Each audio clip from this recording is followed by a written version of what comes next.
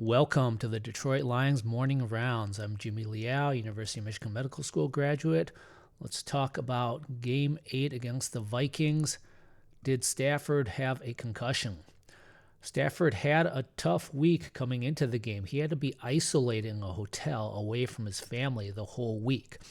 I'm not sure why he would need to do that unless his family was the source of the suspected COVID. Kelly Stafford did state that the family had been all testing negative and did not have COVID. But something's not adding up there. Let's get to the game where Stafford was evaluated for concussion. Here's the play in the fourth quarter. If you're watching this on YouTube, you can watch the video. So let's run this. Fourth quarter, 12:26. He runs forward. He gets crunched by two guys. Doesn't look like anything too serious, but his helmet gets knocked off a little bit. Right there, you see Okudah Ibushi helping him get up. Ibushi's reaching for his head, almost holding him up a little bit. Now, we don't see Stafford's face through most of this video, so we need to look at the other players' reaction to Stafford as a mirror to see what they see. And Ibushi definitely notices something. Here's Stafford grabbing his face mask. That is often a sign that a player has had a concussion. Now, Stafford's just sort of a little bit walking around, a little bit dazed appearing. Clete Blakeman, the ref, notices something right away. Danny Amendola right here also notices something. Amendola's checking on Stafford. Amendola puts his arm around Stafford almost like he's holding him up. These are not normal reactions to Stafford after a play. This is also not the way Stafford typically reacts after running the ball. He's a tough guy. He's an emotional guy. Usually he jumps right up. He's excited or he's mad about something. He's alert. He's looking around. His eyes are darting out. He's ready for the next play. In this case, he was just sort of standing around, not acting normal. A couple of his teammates noticed that, knew that something was not right. Clete Blakeman noticed something very quickly, called immediately for a timeout there, and told the Lions medical staff to come check on Stafford. So as we run it, Stafford's just walking off the field a little bit. Again, he's not emotional. He's not clamoring to be back in the game. He's not saying, I'm fine, let me in. He's not doing any of that. He's compliant with just walking slowly off the field, head down, and going to the blue medical tent to be checked out. So let's look at exactly where he got hit again. And the network did do a good job showing the replays. This is the best replay right here. So he's going down. Number 96 here is, I think, what caused a possible concussion. His right thigh hit Stafford in the back of the head. It doesn't seem like any big hit. However, for some reason, getting hit in the back of the head seems to cause concussions more easily than getting hit in the face or the front of the head. So he gets hit there, and then you see Stafford's head hit the ground. So a double impact type situation. So it could have been hitting the ground that caused the concussion. It could have been the initial contact with number 96's thigh that caused the concussion, or a combination of both. Again, doesn't look like any serious trauma, but it doesn't necessarily take a serious trauma to have a concussion, especially with a double impact situation, especially with getting hit in the back of the head. So here, again, after the play, you see Stafford being compliant with going to the blue tent. He's not arguing.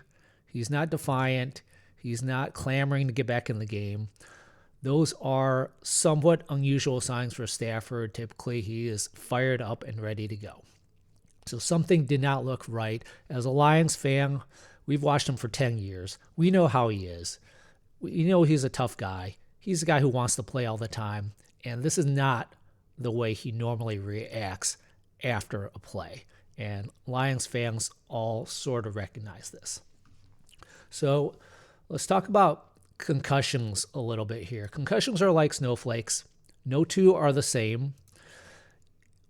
Certain concussions, you could have a brief few moments of being dazed, just seconds or a minute or two, and then you're fine. We might call this euphemistically getting your bell rung. 20 years ago, if you got your bell rung, if you're symptom-free for 15 minutes, you might be back in the game. Other concussions, you can have a delayed onset of symptoms. Like a day later, you start getting nausea, headache, mental fogginess. So concussion symptoms don't always present themselves right away. Now, after the game, a surprise occurred, which was he was available to the media and reportedly passed the concussion protocol, which implies that doctors did not diagnose a concussion. Now, remember, he went into the blue tent during the game. The doctor, the independent neurologist in the tent, saw enough to send him back to the locker room for further evaluation. So the doctor did see something there that suggested a possible concussion. Maybe all the concussion symptoms resolved and he was able to pass some of those concussion tests. Now, concussion tests are ones where the doctor will ask the patient questions and just observe for any kind of signs of mental status change or mental status compromise. So status may have been able to answer all the appropriate questions. What team were you playing? What year it is? What quarter is it? He may have been able to answer all those questions, but the doctor saw enough in the exam to send him back to the locker room. Now, the other thing to really importantly note about concussions is that much of concussion symptoms require patient self-reporting. This is similar to COVID. Many symptoms include headache, nausea, mental fogginess. These are all things that the patient has to self-report. A doctor can't examine and find that on a physical examination. There are also no lab tests, no imaging studies. CT or MRI does not help diagnose a concussion. So it all comes down to patient self-reporting, as well as is the patient able to answer basic mental status questions. Stafford is notoriously a tough guy. And we all know this. We remember the Cleveland Browns game where he hurt his shoulder and came back and threw a touchdown. He wants to play. That's why we like him. That's why he's the good quarterback in that way. He wants to play. He's a guy who might not self-report symptoms. So after the game, he might not have said, I have a headache, I don't feel quite right, I don't feel quite alert. He might not have said any of that. He might have said, I feel fine. So it's good news that he passed the concussion protocol, but in my opinion, he still likely had many signs that suggested he did have a concussion. Watch out for symptoms in the next day or so. As I mentioned, some concussion symptoms can have a delayed onset. So if he can get to the next day or two, that's a good sign. At this point, Stafford should be available for the Washington game in 7 days because he did already pass the concussion protocol and there was no diagnosis of a concussion. All right, other injuries in the game. Vaitai started the game at offensive guard, came in the game with a left foot injury. He looked really bad last game, looked like he was struggling with his left foot. Ibushi ended up replacing Vaitai in the fourth quarter, presumably because Vaitai had aggravated his foot.